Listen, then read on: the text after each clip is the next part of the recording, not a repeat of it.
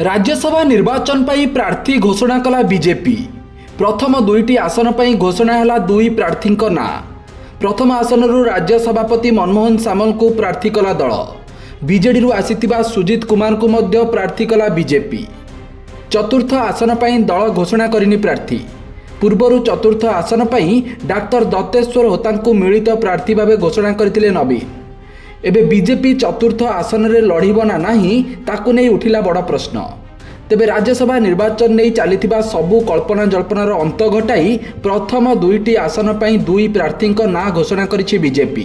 राज्य सभापति मनमोहन सामल और वर्तमान राज्यसभा सांसद थिबा सुजित कुमार को पुणी थरे प्रार्थी करिछि बीजेपी।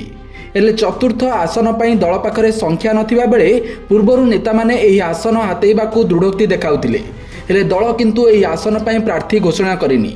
एबे प्रश्न उठुछि चतुर्थ आसन बीजेपी लड़िब ना नवीन घोषणा करिथिबा मिलित प्रार्थी दत्तेश्वर होता को समर्थन देव।